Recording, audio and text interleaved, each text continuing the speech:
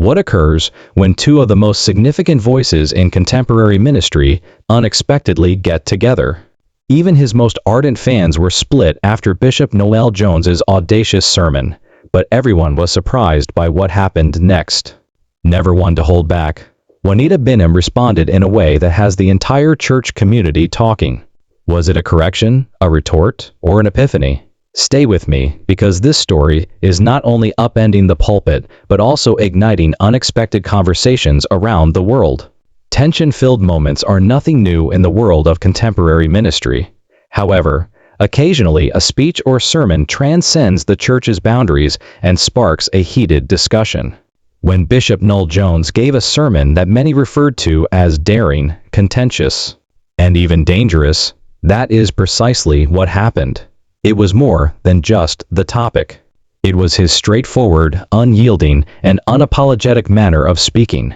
The sermon gained rapid traction. Videos were uploaded to the internet. Bishop Jones's remarks were suddenly more than just a Sunday sermon. These headlines were making waves on various platforms and igniting passionate debates in living rooms and church pews. And Juanita Bynum intervened at the height of the commotion. Juanita, who was well known for her directness, prophetic voice, and readiness to take on challenging topics head-on, gave an answer that no one could ignore. Her remarks were more than just a refutation. We're going to dissect what actually transpired in this video. They held weight, authority, and emotion that left viewers wondering, was she setting the record straight, or was this the beginning of a bigger clash between two powerful voices in ministry? We'll look at what Bishop Noel Jones stated in his sermon, why there was such a negative reaction to it, and how the religious community was rocked by Juanita Bynum's answer. You'll also learn about the unspoken rumors, the interpretations that many would rather not discuss, and the potential ramifications of this exchange for the future of both ministries. And believe me, you'll want to stay put, because what I'm going to tell you will not only explain Juanita's remarkable response, but it might also highlight the more complex power dynamics that are changing the face of ministry and the gospel today. We must first go back to the event that established the scene, Bishop Noel Jones's speech, in order to see why Juanita Bynum's response was so significant. Boldness is nothing new to Noel Jones. He has made a name for himself as the senior pastor of the City of Refuge Church in Gardena, California, by delivering sermons that challenge convention and make listeners think outside the box. He has captivated audiences that seek truth without sugarcoating it for decades by walking the narrow line between theological profundity and unvarnished honesty. However, this specific sermon, the one that provoked both acclaim and indignation, was unique. Bishop Jones addressed topics that many clergy would rather ignore on that Sunday. He discussed the duties of spiritual power, church leadership, and the perils of what he called manufactured holiness. His incisive remarks were directed at the church, not against unbelievers. He even implied at one point that a lot of pastors and other leaders were more focused on their own image and power than on providing genuine service to God. His claim that contemporary ministry had devolved into a theatrical production, likening certain preachers to entertainers rather than shepherds, was the most contentious moment. The statement struck a deep chord. Some saw it as a wake-up call, a necessary truth. Others perceived it as an assault, particularly on people who use contemporary media and platforms to reach wider audiences. Bishop Jones, however, didn't end there. He went further, addressing delicate subjects like gender roles in the pulpit, prosperity preaching, and the widening gaps among the religious community. He sounded so unrepentant that he practically dared anyone to disagree with him. And they challenged him. Almost immediately, clips of the sermon started to circulate online. His supporters applauded him for having the guts to express what many people were thinking but were too scared to do. They maintained that in a time where appearances frequently take precedence over content, the church required this kind of audacity. Critics, however, retaliated equally swiftly.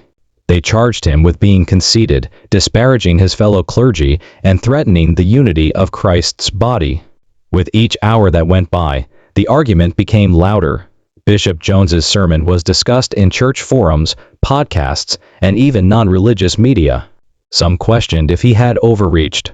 Others questioned whether he was just expressing unpleasant realities that people were unwilling to face. In any case, his lecture had transcended the pulpit.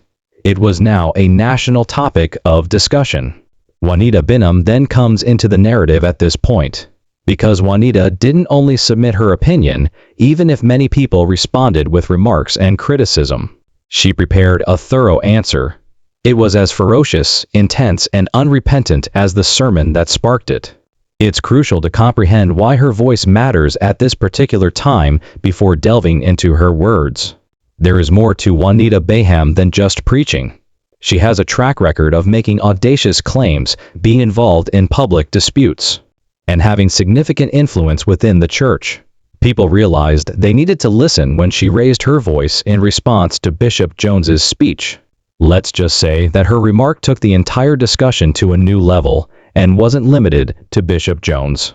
Numerous voices joined the debate when Bishop Noel Jones's sermon was posted online.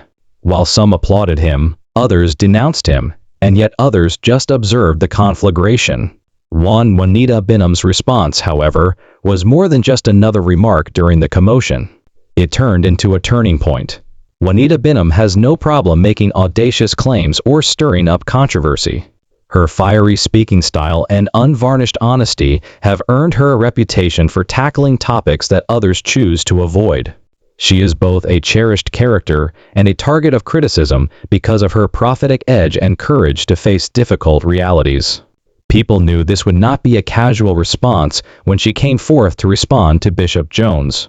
It would be a declaration. Her first reaction was a reminder rather than rage. She discussed the duty that accompanies holding the pulpit, stressing the enormous weight of what is said from a platform. Truth must be taught, but it must also be conveyed with humility and discernment, she warned, warning against sloppy delivery. Since many of Bishop Jones's detractors had charged him of stepping over the line between boldness and harshness, this immediately resonated. Juanita, however, did not pause at caution. After then, she transitioned into what some referred to as a straight reply. She discussed leadership, holiness, the usage of the pulpit, and issues from his sermon one by one. Juanita responded to Bishop Jones's charge that clergy members were transforming churches into theatrical productions by emphasizing the transformative potential of contemporary platforms. In a digital age where attention is the new currency, she maintained that using technology, creativity, and even entertainment components was about reaching souls rather than about performing. Her tone became severe at one point, and that's when it went viral. Boldness without accountability is not power, it's recklessness, she said. This seemed to many listeners like a direct jab at Bishop Jones's unrepentant delivery. She presented her remarks as an appeal for moderation, emphasizing that while leaders must speak the truth, they also have a need to guide and nurture rather than condemn. Her response was both personal and theological. Juanita talked about her personal experience, her wounds, and the lessons she had gained from being under public scrutiny for several seasons. She reminded her audience that the pulpit is a place where compassion and openness are required. In addition to being a place to speak, many believe that the original sermon lacked the genuineness that this provided to her answer. The response came instantly. Her bravery in speaking truth to power was praised by her supporters. They claimed that her remarks were essential as a reminder to all leaders that power entails accountability, in addition to serving as a refutation of Bishop Jones.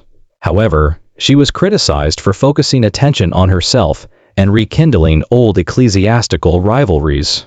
Some claimed she had gone too far and that speaking in public about another minister only served to widen the rift rather than promote harmony.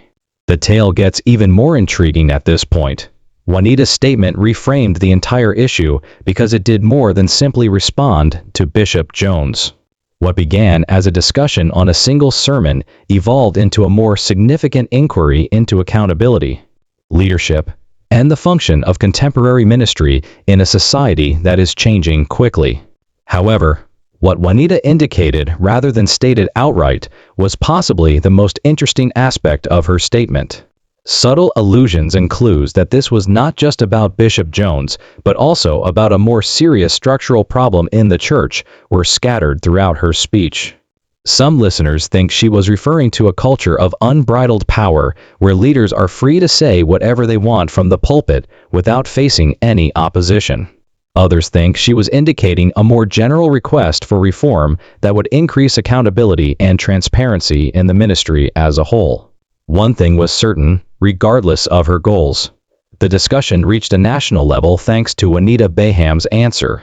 One bishop's lecture was no longer the only focus. It concerned the church's condition, the moral character of its leaders, and the accountability of those who profess to speak for God. There are always repercussions when two voices as strong as Bishop Noel Jones and Juanita Bynum clash. What might have started out as a theological argument swiftly grew into a movement that permeated church groups, social media, and even public discourse. The pews produced the initial wave of response.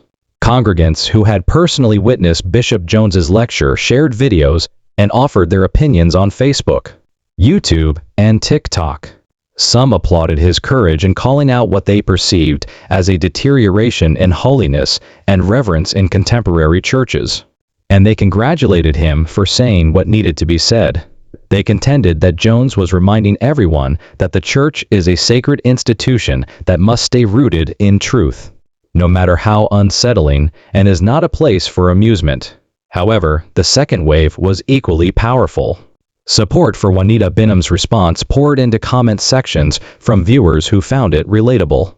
They viewed her as a voice of moderation, reminding leaders that compassion-deficient assertiveness might cause more harm than good.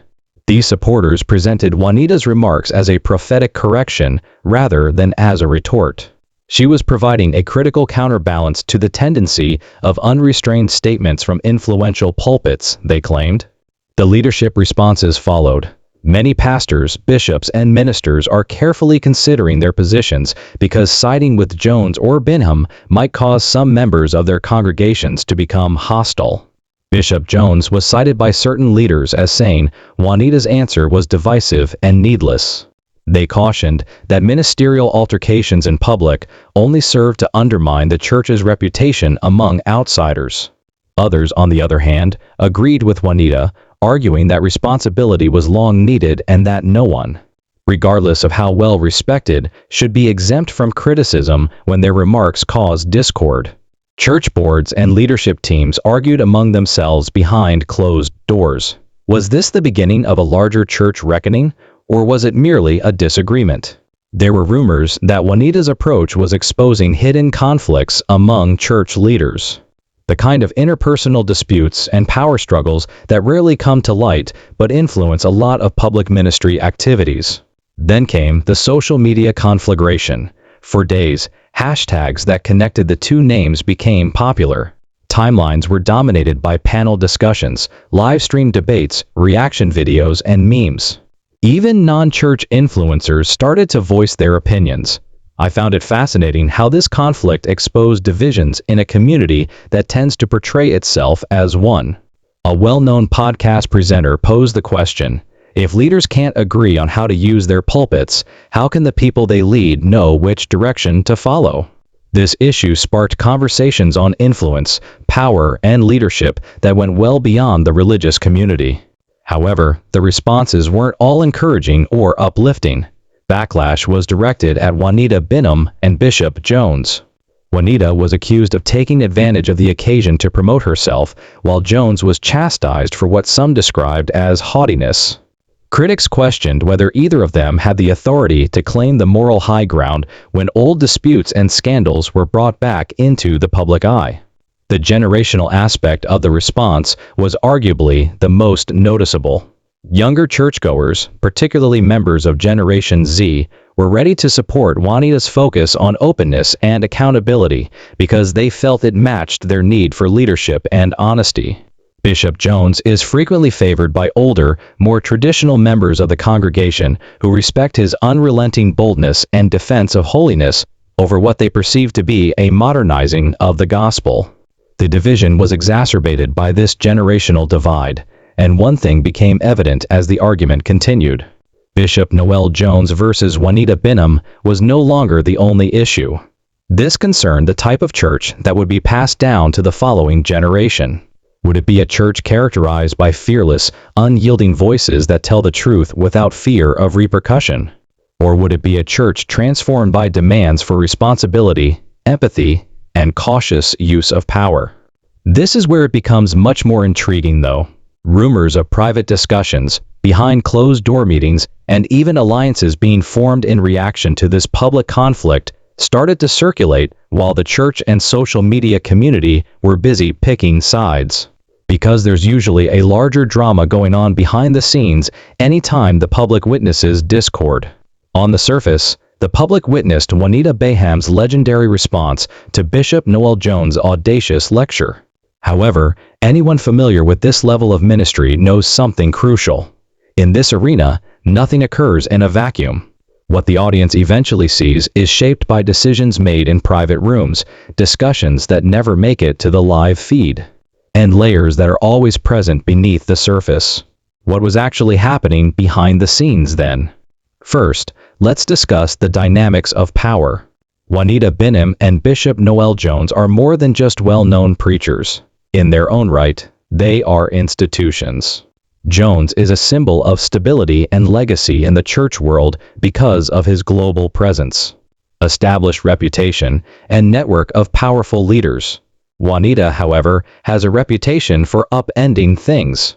She has never shied away from controversy, and those who would rather things stay polished and unquestioned are frequently unsettled by her prophetic authority. Insiders claim that her remark, which went viral, wasn't impulsive. According to others close to her ministry, she had been getting texts and calls from other leaders who shared her opinion about Jones's sermon but didn't want to be the first to voice it. Simply put, Juanita became the voice that others were afraid to use. This suggests that her reaction could not have been solely personal. She might have been using her voice to wrap a collective pushback. However, rumors from Bishop Jones's camp suggested otherwise. Those close to him claimed that Juanita's transformation of a pulpit moment into what seemed like a public spectacle caused annoyance. According to others, her response was more about establishing herself as the primary prophetic authority in an area where Jones has long dominated the spotlight than it was about defending the church. There were even whispers behind closed doors that Juanita's timing was calculated, intended to re-establish her power at a time when her name wasn't making headlines as frequently as it used to. However, the mystery behind the scenes doesn't stop there. Other well-known pastors were reportedly secretly picking sides, though few were prepared to publicly express their opinions. In private calls, several were thanking Juanita for expressing what we were unable to. Bishop Jones was being contacted by others to show support and to remind him that being brave has a price. But that price is worthwhile. Major figures in the black church community were gently drawn to one side or the other as a result of this tacit alignment, which formed an unseen line of division that ran through circles of influence. Then, there is the unsaid reality of money and power.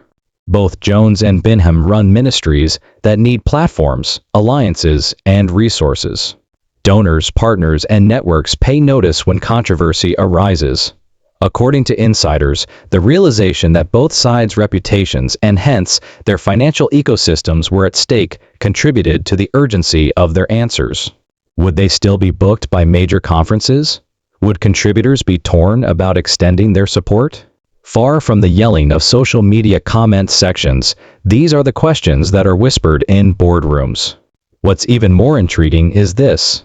This extremely public exchange may not have been wholly organic, according to some observers. Is it possible that Jones and Bynum both knew, whether consciously or unconsciously, how controversy may drive significance in the digital age? After all, there aren't many things that attract attention more quickly than a confrontation between two spiritual giants in a world where attention is money. The result was indisputable, regardless of whether that was the intention. All of a sudden, their names dominated discussions, timelines, and headlines. You come to see that this is more than simply a sermon and a response as you continue to peel back the layers. It concerns leadership in a faith community that is also having difficulty adjusting to the demands of a changing world, as well as legacy, power, and influence. Nevertheless, despite all of this interest, one question still needs to be answered. What follows? Will the dispute be settled amicably behind closed doors? Will it grow into something more significant that further splits congregations and reshapes alliances? Or will it bring about a long overdue reckoning in ministry, a time when leaders are compelled to confront long simmering tensions?